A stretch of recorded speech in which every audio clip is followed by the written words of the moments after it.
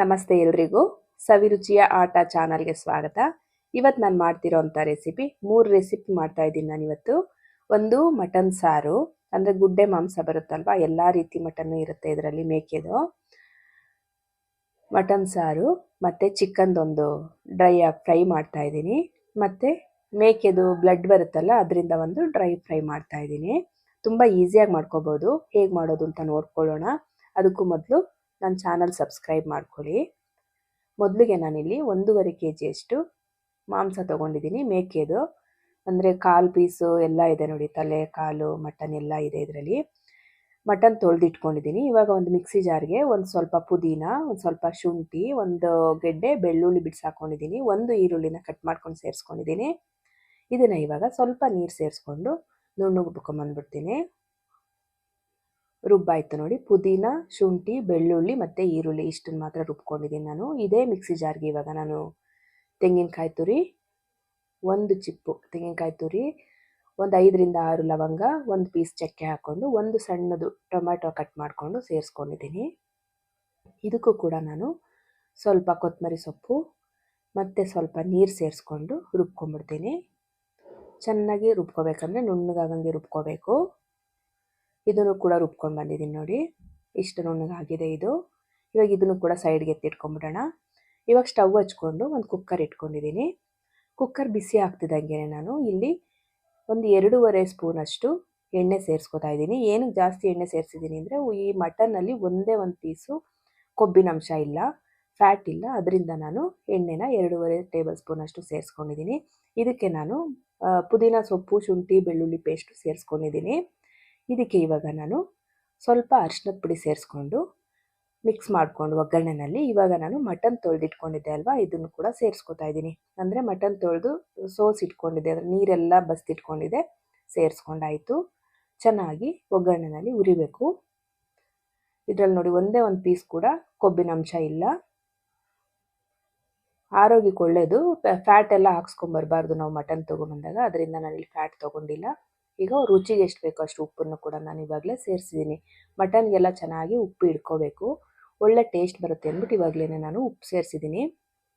ಇವಾಗ ನಾವೇನು ಮಾಡಬೇಕು, ಮಧ್ಯದಲ್ಲಿ ತಿರುಗಿಸ್ತಾ ಇರಬೇಕು. ಈ ರೀತಿ ನೀರು ಬಿಟ್ಕೊಳ್ಳುತ್ತೆ ನೋಡಿ, ಮಟನ್ನಿನಲ್ಲಿರೋ ನೀರಿನ ಅಂಶ ಎಲ್ಲ ಬಿಟ್ಕೊಂಡಿದೆ. ಇದು ಕೂಡ ಇವಾಗ ಡ್ರೈ ಆಗೋವರೆಗೂ ನಾವು ಮಸಾಲೆ ಸೇರಿಸ್ತೇನೆ ಚೆನ್ನಾಗಿ ಫ್ರೈ ಮಾಡ್ಕೋಬೇಕು. ನೋಡಿ, ಈ ರೀತಿ ಒಗ್ಗರಣೆನಲ್ಲೇ ನಾವು ಚೆನ್ನಾಗಿ ಹುರಿದ್ರೆ ಮಾಂಸನ, ಸಾರು ತುಂಬ ರುಚಿ ಬರುತ್ತೆ ನೋಡಿ. ಇವಾಗ ಸ್ವಲ್ಪ ಕಡಿಮೆ ಆಗಿದೆ, ಇನ್ನೂ ಚೆನ್ನಾಗಿ ಡ್ರೈ ಆಗಲಿ.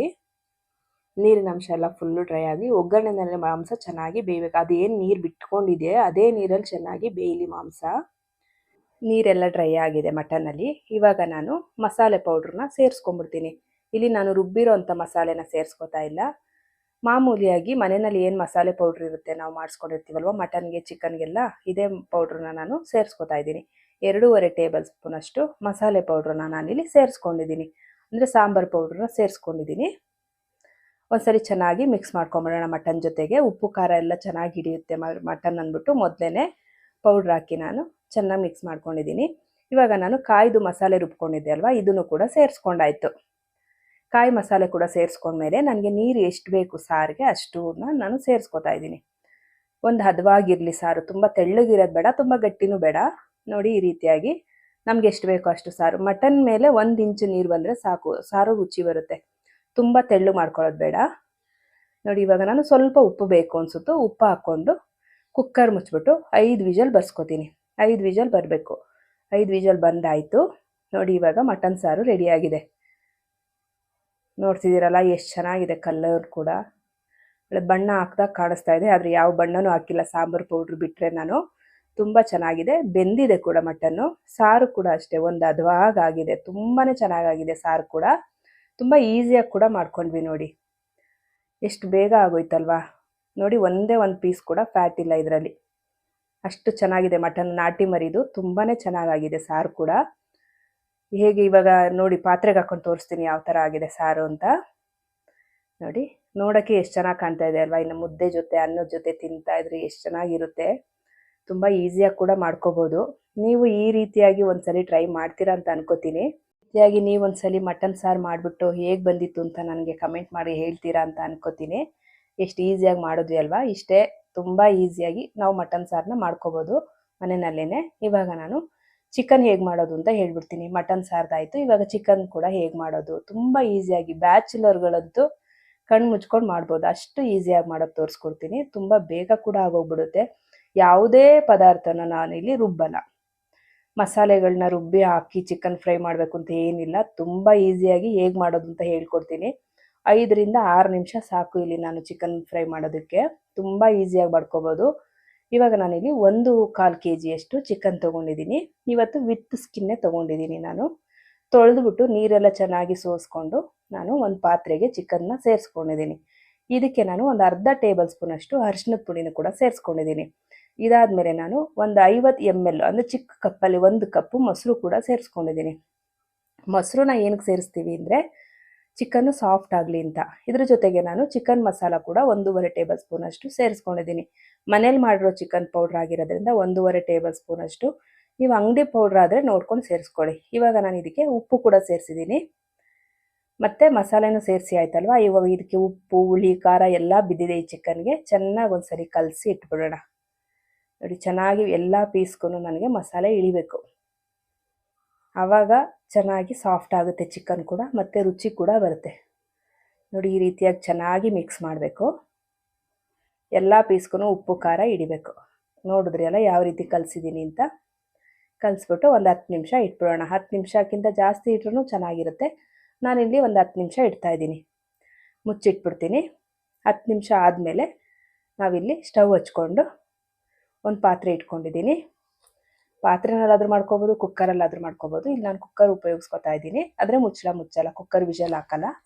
ಇವಾಗ ಕುಕ್ಕರ್ ಬಿಸಿ ಆದಮೇಲೆ 2 ಟೇಬಲ್ ಸ್ಪೂನ್ ಎಣ್ಣೆ ಸೇರಿಸ್ಕೊಂಡಿದ್ದೀನಿ. ಎಣ್ಣೆ ಕಾದ ನಂತರ ನಾನಿಲ್ಲಿ 2 ಈರುಳ್ಳಿನ ಕಟ್ ಮಾಡ್ಕೊಂಡು ಸೇರಿಸ್ಕೊಂಡಿದ್ದೀನಿ. ಅದ್ರ ಜೊತೆಗೆ ನಾನು 1 ಇಡೀ ಪುದೀನ ಸೊಪ್ಪನ್ನು ಕೂಡ ಸಣ್ಣದಾಗಿ ಕಟ್ ಮಾಡಿಕೊಂಡು ಸೇರಿಸ್ಕೊಂಡಿದ್ದೀನಿ. ಪುದೀನ ಒಳ್ಳೆ ಫ್ಲೇವರ್ ಕೊಡುತ್ತೆ, ರುಚಿನೂ ಚೆನ್ನಾಗಿರುತ್ತೆ. ಪುದೀನ ಸೊಪ್ಪು ಕೂಡ ಸ್ವಲ್ಪ ಫ್ರೈ ಆದಮೇಲೆ ನಾನಿಲ್ಲಿ ಶುಂಠಿ ಬೆಳ್ಳುಳ್ಳಿ ಪೇಸ್ಟನ್ನು ಸೇರಿಸ್ಕೊತಾ ಇದ್ದೀನಿ. 2 ಟೇಬಲ್ ಸ್ಪೂನಷ್ಟು ಶುಂಠಿ ಬೆಳ್ಳುಳ್ಳಿ ಪೇಸ್ಟ್ ಮಾತ್ರ ಸೇರಿಸ್ಕೊತಾ ಇದ್ದೀನಿ. ಇವಾಗ ಶುಂಠಿ ಬೆಳ್ಳುಳ್ಳಿ ಪೇಸ್ಟ್ ಕೂಡ ಹಸಿ ವಾಸನೆ ಹೋಗೋವರೆಗೂ ಒಂದ್ಸಲಿ ಹುರ್ಕೊಂಬಿಡೋಣ. ನೋಡಿ, ಈ ರೀತಿಯಾಗಿ ಈರುಳ್ಳಿ ಕೂಡ ಬಣ್ಣ ಚೇಂಜ್ ಆಯಿತು. ಶುಂಠಿ ಬೆಳ್ಳುಳ್ಳಿ ಪೇಸ್ಟ್ ಕೂಡ ಹಸಿ ವಾಸನೆ ಹೋಗಿದೆ. ಇವಾಗ ನಾವು ಏನು ಚಿಕನ್ನ ಮಸಾಲೆ ಎಲ್ಲ ಮಿಕ್ಸ್ ಮಾಡಿ ಇಟ್ಕೊಂಡಿದ್ವಿ, ಮ್ಯಾರಿನೇಟ್ ಮಾಡಿ ಇಟ್ಟಿದ್ವಿ, ಇದನ್ನು ಕೂಡ ಸೇರಿಸ್ಕೊಂಡಾಯ್ತು ಒಗ್ಗರಣೆಗೆ. ಚೆನ್ನಾಗಿ ಒಂದ್ಸಲಿ ಮಿಕ್ಸ್ ಮಾಡಿಬಿಡೋಣ. ಒಗ್ಗರಣೆಯಲ್ಲಿ ಚೆನ್ನಾಗಿ ಉರಿಬೇಕು. ನೋಡಿ, ಈ ರೀತಿಯಾಗಿ ತಿರುಗಿಸ್ಕೊತಾ ಇರಬೇಕು. ಇವಾಗ 1-2 ನಿಮಿಷ ಮುಚ್ಚಿಡ್ತೀನಿ. ನಾನು ಪ್ಲೇಟ್ ಮುಚ್ಚಿಬಿಟ್ಟಿಡ್ತೀನಿ. ಆ ನೀರಿನ ಅಂಶ ಎಲ್ಲ ಬಿಟ್ಕೋಬೇಕು. ಐ ಫ್ಲೇಮಲ್ಲಿ ಇಟ್ಟರೆ ಏನಾಗುತ್ತೆ, ಕೆಳಗಡೆ ತಲ ಹಿಡಿದ್ಬಿಡುತ್ತೆ, ಅಂದರೆ ತಲ ಕಚ್ಕೊಂಡ್ಬಿಡುತ್ತೆ. ಅದರಿಂದ ಸ್ವಲ್ಪ ಮೀಡಿಯಮ್ ಫ್ಲೇಮ್ ಮಾಡಿಕೊಂಡು ಮುಚ್ಚಿಡಿ. ನೋಡಿ, ಇವಾಗ ನೀರಿನ ಅಂಶ ಬಿಟ್ಕೋತಾ ಇದೆ. ಇನ್ನು ಪೂರ್ತಿಯಾಗಿ ಬಿಟ್ಕೋತಾ ಇದೆ. ಆದರೆ ನಾವು ತಿರುಗಿಸ್ಕೋತಾ ಇರಬೇಕು. ಒಂದೊಂದು ನಿಮಿಷಕ್ಕೂ ತಿರುಗಿಸ್ತಾ ಇರಬೇಕು. ತಲ ಹಿಡಿದೇ ಇರೋ ಹಾಗೆ ನೋಡ್ಕೋಬೇಕು. ನೋಡಿ, ಈ ರೀತಿಯಾಗಿ ಇನ್ನೊಂದ್ಸಲಿ ತಿರುಗಿಸ್ಬಿಟ್ಟು ನಾನು ಇನ್ನೂ 1 ನಿಮಿಷ ಮುಚ್ಚಿಡ್ತೀನಿ. ಇವಾಗ ತೋರಿಸ್ತಿದ್ದೀನಿ ನೋಡಿ ನೀರಿನ ಅಂಶ ಎಷ್ಟು ಬಿಟ್ಕೊಂಡಿದೆ ಅಂತ. ಪೂರ್ತಿಯಾಗಿ ಚಿಕನಲ್ಲಿರೋ ನೀರೆಲ್ಲ ಬಿಟ್ಕೊಂಡಿದೆ. ನಾನು ಯಾವುದೇ ನೀರು ಕೂಡ ಸೇರಿಸಿಲ್ಲ. ಇಲ್ಲಿ ಮೊಸರು ಹಾಕ್ಕೊಂಡು ಕಲಿಸ್ಕೊಂಡಿದ್ವಿ ಅಲ್ವಾ, ಉಪ್ಪು ಖಾರ ಎಲ್ಲ ಬಿದ್ದಾಗ ಇದು ಬಿಸಿ ಆದಾಗ ಏನಾಗುತ್ತೆ, ನೀರು ಬಿಟ್ಕೊಳ್ಳುತ್ತೆ. ಈ ಟೈಮಲ್ಲಿ ನಮಗೇನಾದರೂ ಟೊಮ್ಯಾಟೊ ಅಥವಾ ಏನಾದರೂ ಆ ಥರ ಹಾಕ್ಬೇಕು ಅನ್ಸಿದ್ರೆ ಹಾಕ್ಬೋದು. ಇವಾಗ ನಾನು 1 ಟೊಮ್ಯಾಟೊನ ಕಟ್ ಮಾಡಿಕೊಂಡು ಸೇರಿಸ್ಕೊತಾ ಇದ್ದೀನಿ. ಒಂದೇ ಒಂದು ಟೊಮ್ಯಾಟೊನ ಸಣ್ಣದಾಗಿ ಕಟ್ ಮಾಡಿ ಹಾಕ್ಕೊಂಡಿದ್ದೀನಿ. ಬೇಕಂದರೆ ಹಾಕ್ಕೋಬೋದು, ಏಕೆಂದರೆ ಮೊಸರು ಕೂಡ ಸೇರಿಸಿದ್ದೀವಲ್ವಾ. ಹುಳಿ ಕೆಲವೊಂದು ಸಲ ಹುಳಿ ಆಗ್ಬಿಟ್ರೂ ಇಷ್ಟ ಆಗಲ್ಲ ಕೆಲವ್ರಿಗೆ. ಆದರೆ ನಾನಿಲ್ಲಿ 1 ಟೊಮ್ಯಾಟೊನ ಸೇರಿಸ್ಕೊತಾ ಇದ್ದೀನಿ. ಸೇರಿಸ್ಕೊಂಡು ಚೆನ್ನಾಗಿ ಮುಚ್ಚಿಟ್ಬಿಟ್ಟು ಒಂದು 2 ನಿಮಿಷಕ್ಕೆ ತೆಗೆದು ತಿರುಗಿಸ್ಕೊಂಡಿದ್ದೀನಿ. ಆದಮೇಲೆ ಈ ಥರ ಬೆಂದಿದೆ. ಚಿಕನ್ ಕೂಡ ಬೆಂದಿದೆ, ಮಸಾಲೆ ಕೂಡ ಡ್ರೈ ಆಗಿದೆ. ನೋಡಿ, ನನಗಿಷ್ಟು ಗ್ರೇವಿ ಬೇಕಿತ್ತು, ಅದರಿಂದ ನಾನು ಇವಾಗ ಸ್ಟವ್ ಆಫ್ ಮಾಡ್ಕೊಂಡಿದ್ದೀನಿ. ಚಿಕನ್ ಕೂಡ ಬೆಂದಿದೆ. ನಿಮ್ಗೆ ಇನ್ನೂ ಫುಲ್ಲು ಡ್ರೈ ಆಗಬೇಕು ಅಂದರೆ ಚೆನ್ನಾಗಿ ಸ್ಟವ್ ಹಚ್ಕೊಂಡು ತಿರುಗಿಸ್ತಾ ಬರಬೇಕು, ಡ್ರೈ ಆಗೋವರೆಗೂ ಫುಲ್ಲು ಮಸಾಲೆ. ನನಗೆ ಗ್ರೇವಿ ಬೇಕಿತ್ತು ಇವತ್ತು, ಮಕ್ಕಳಿಗೆ ಗ್ರೇವಿ ಬೇಕು ಅಂತ ಹೇಳಿದ್ರು. ಅದರಿಂದ ನಾನು ಸ್ವಲ್ಪ ಲೈಟಾಗಿ ಗ್ರೇವಿ ಇಟ್ಕೊಂಡು, ಅಂದರೆ ಸೆಮಿ ಗ್ರೇವಿ ಅಂತ ಹೇಳ್ಬೋದು, ಆ ಥರ ಗ್ರೇವಿ ಮಾಡ್ಕೊಂಡಿದ್ದೀನಿ. ಇವಾಗ ಚಿಕನ್ ಕೂಡ ರೆಡಿ ಆಯಿತು. ನಾನಿಲ್ಲಿ ಬ್ಲಡ್ಡು, ಅಂದರೆ ಮೇಕೆದು ಬ್ಲಡ್ ಕೊಟ್ಟಿದ್ರು ನನಗೆ ಅಂಗಡಿಯವರು. ಗೊತ್ತಿರೋರೇ ನಮಗೆ ಕೊಟ್ಟಿದ್ದೀವಿ ಇವತ್ತು ಮಾಂಸನ. ಅವರು ಕೊಟ್ಟು ಕಳಿಸಿದ್ರು ಸ್ವಲ್ಪ ಬ್ಲಡ್ಡು. ಅದನ್ನು ಹಾಕ್ಕೊಂಡು ತುಂಬ ರುಚಿಯಾಗಿ ಒಂದು ಫ್ರೈ ಮಾಡಿದ್ದೀನಿ. ಅದು ಡ್ರೈ ಆಗಿ ಮಾಡಿದ್ದೀನಿ. ಗೊಜ್ಜೆಲ್ಲ ಏನಿಲ್ಲ ಇದರಲ್ಲಿ. ತುಂಬಾ ಚೆನ್ನಾಗಿರುತ್ತೆ, ತುಂಬ ಬೇಗ ಕೂಡ ಆಗೋಗ್ಬಿಡುತ್ತೆ. ತುಂಬ ಕಡಿಮೆ ಪದಾರ್ಥ ಸೇರಿಸಿ ಮಾಡಿಸ್ಕೋಬೋದು. ಇವಾಗ ನೋಡಿ, ಇದನ್ನು ನಾನು ಇಲ್ಲಿ ಬ್ಲಡ್ಡು ತೊಳ್ಕೊಂಡು ಇಟ್ಕೊಂಡಿದ್ದೀನಿ. ಇಷ್ಟು ಬ್ಲಡ್ ಕೊಟ್ಟಿದ್ದಾರೆ ನನಗಿಲ್ಲಿ. ಇದು ತೊಳೆದಿಟ್ಕೊಂಡಿದ್ದೀನಿ. ಒಂದು ಪಾತ್ರೆ ಇಟ್ಕೊಂಡು ಪಾತ್ರೆ ಒಳಗಡೆಗೆ ಈ ಬ್ಲಡ್ನ ಸೇರಿಸ್ಕೊತಾ ಇದ್ದೀನಿ. ಪಾತ್ರೆಗೆ ಬ್ಲಡ್ ಸೇರಿಸ್ಕೊಂಡ ನಂತರ ನಾನಿಲ್ಲಿ ಚೆನ್ನಾಗಿ ಮಳ್ಳೋ ಅಂಥ ನೀರನ್ನು ಅದಕ್ಕೆ ಸೇರಿಸ್ತಾ ಇದ್ದೀನಿ. ನೋಡಿ ಇವಾಗ ಸೇರಿಸ್ಕೊಂಡಾಯಿತು. ಇದನ್ನು ನಾನು 2ರಿಂದ 3 ನಿಮಿಷ ಮುಚ್ಚಿಟ್ಬಿಡ್ತೀನಿ. ಏನಕ್ಕೆ ನಾವು ಬಿಸಿನೀರು ಸೇರಿಸ್ತೀವಿ ಅಂದರೆ ಹಸಿದೆ ಹಾಕ್ಬಿಟ್ಟು ಒಗ್ಗರಣೆ ಮಾಡಿದಾಗ ಸ್ವಲ್ಪ ಸ್ಮೆಲ್ ಬರುತ್ತೆ. ಅದರಿಂದ ನಾವು ಬಿಸಿನೀರಲ್ಲಿ ನೆನೆಸಿಟ್ರೆ ಅದು ಗಟ್ಟಿ ಕೂಡ ಆಗೋಗ್ಬಿಡುತ್ತೆ ಬ್ಲಡ್ಡು. ನೋಡಿ ಈ ರೀತಿಯಾಗಿ 10 ನಿಮಿಷ ಆಯಿತು. ನೋಡಿ ಯಾವ ಥರ ಗಟ್ಟಿಯಾಗಿದೆ. ಇದನ್ನು ಒಂದ್ಸರಿ ಚೆನ್ನಾಗಿ ತೊಳ್ಕೊಂಬಂದ್ಬಿಡ್ತೀನಿ. ನೋಡಿ ಈ ರೀತಿಯಾಗಿ ತೊಳ್ಕೊಂಡು ಬಂದಿದ್ದೀನಿ. ಇದನ್ನು ನಾವು ಸಣ್ಣ ಸಣ್ಣದಾಗಿ ಕಟ್ ಮಾಡ್ಕೋಬೇಕು. ನಮ್ಗೆ ಎಷ್ಟು ದಪ್ಪ ಬೇಕೋ ಅಷ್ಟು ರೀತಿಯಲ್ಲಿ ಉಪ್ಪು ಖಾರ ಎಲ್ಲ ಹಿಡಿಯೋ ಥರ ಸಣ್ಣ ಸಣ್ಣದಾಗಿ ಕಟ್ ಮಾಡ್ಕೊಂಬಿಡೋಣ. ಎಷ್ಟು ಗಟ್ಟಿಯಾಗಿದೆ ನೋಡಿ, ತುಂಬ ಚೆನ್ನಾಗಿ ಗಟ್ಟಿಯಾಗಿದೆ. ಹಸಿದೆ ಹಾಕ್ಬಿಟ್ರೆ ಅದು ಸ್ವಲ್ಪ ಸ್ಮೆಲ್ಲು ಬರುತ್ತೆ, ಒಂಥರ ಚೆನ್ನಾಗಿರಲ್ಲ. ಯಾವಾಗಲೇ ನೀವು ಮಾಡಿದ್ರೂ ಈ ರೀತಿ ಮಾಡ್ಕೊಳ್ಳಿ, ತುಂಬ ಚೆನ್ನಾಗಿರುತ್ತೆ. ತುಂಬ ಈಸಿಯಾಗಿ ಕೂಡ ಮಾಡ್ಬೋದು. ಇನ್ನೊಂದು ಆರೋಗ್ಯಕ್ಕೆ ಕೂಡ ಒಳ್ಳೆಯದು. ಬ್ಲಡ್ ಆಗಿರ್ಬೋದು, ಲಿವರ್ ಆಗಿರ್ಬೋದು, ಗುಂಡಿಗೆಕಾಯಿಗಳಾಗಿರ್ಬೋದು, ಚಿಕನ್ದು ಎಲ್ಲವುದು ಆರೋಗ್ಯಕ್ಕೆ ಒಳ್ಳೆಯದು. ನೋಡಿ ಈ ರೀತಿಯಾಗಿ ನಾನು ಕಟ್ ಮಾಡಿ ಇಟ್ಕೊಂಡಿದ್ದೀನಿ. ಇವಾಗ ನಾನು ಸ್ಟವ್ ಹಚ್ಕೊಂಡು ಒಂದು ಪಾತ್ರೆ ಇಟ್ಕೊಂಡಿದ್ದೀನಿ. ಪಾತ್ರೆಗೆ ನಾನು 1.5 ಟೇಬಲ್ ಸ್ಪೂನಷ್ಟು ಎಣ್ಣೆ ಸೇರಿಸ್ಕೊಂಡಿದ್ದೀನಿ. ಎಣ್ಣೆ ಕಾದಿದೆ.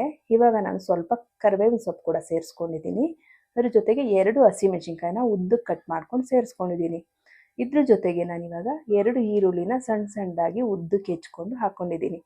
ಈರುಳ್ಳಿ ಸ್ವಲ್ಪ ಬಾಯಿಗೆ ಸಿಗ್ತಾ ಇದ್ದರೆ ತಿನ್ನೋದಕ್ಕೆ ತುಂಬ ಚೆನ್ನಾಗಿರುತ್ತೆ. ಅದರಿಂದ ಉದ್ದುದ್ದಕ್ಕೆ ಕಟ್ ಮಾಡಿಕೊಂಡು 2 ಈರುಳ್ಳಿನ ಸೇರಿಸ್ಕೊಂಡಿದ್ದೀನಿ.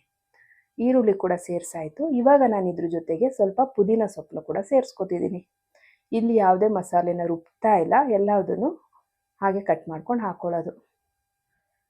ಪುದೀನ, ಈರುಳ್ಳಿ, ಹಸಿಮೆಣಸಿನ್ಕಾಯಿ ಮತ್ತು ಕರಿಬೇವು ಇಷ್ಟು ಸೇರಿಸಿ ನಾನು ಈರುಳ್ಳಿ ಬಣ್ಣ ಚೇಂಜ್ ಆಗೋವರೆಗೂ ಹುರ್ಕೋತೀನಿ. ನೋಡಿ ಈ ರೀತಿಯಾಗಿ ಹುರ್ಕೋಬೇಕು. ಈರುಳ್ಳಿ ಕೂಡ ಬಣ್ಣ ಚೇಂಜ್ ಆಗಿದೆ.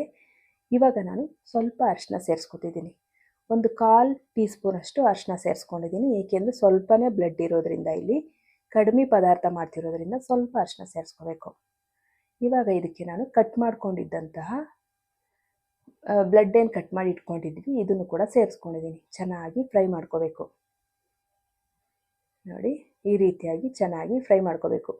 ನಿಮಗೆ ಬೇಕಂದರೆ ಒಗ್ಗರಣೆಗೆ ಶುಂಠಿ ಬೆಳ್ಳುಳ್ಳಿ ಪೇಸ್ಟ್ ಕೂಡ ಸೇರಿಸ್ಕೋಬೋದು. ಇಲ್ಲಿ ನಾನಿವಾಗ ಸ್ವಲ್ಪ ನೀರು ಸೇರಿಸ್ಕೊಂಡಿದ್ದೀನಿ. ಬ್ಲಡ್ಡು ಫ್ರೈ ಮಾಡ್ತಿರ್ಬೇಕಾದ್ರೆ ನಾನು ಸ್ವಲ್ಪ ನೀರು ಸೇರಿಸ್ಕೊಂಡಿದ್ದೀನಿ. ಏನಕ್ಕೆ ಅಂದರೆ ಸ್ವಲ್ಪ ಬೇಯಬೇಕು ಬ್ಲಡ್ಡು. ಇದಕ್ಕೆ ಇನ್ನೇನು ಹಾಕಲ್ಲ ನಾವು, ನೀರಿನ ಅಂಶ ಇನ್ನೆಲ್ಲಿಂದ ಬರಲ್ಲ. ಅದರಿಂದ ಸ್ವಲ್ಪ ನೀರು ಸೇರಿಸ್ಕೊಂಡು ಚೆನ್ನಾಗಿ ಬೇಯಿಸ್ಕೋಬೇಕು ಬ್ಲಡ್ನ. ಇವಾಗ ಸ್ವಲ್ಪ ಉಪ್ಪು ಸೇರಿಸ್ತಾ ಇದ್ದೀನಿ.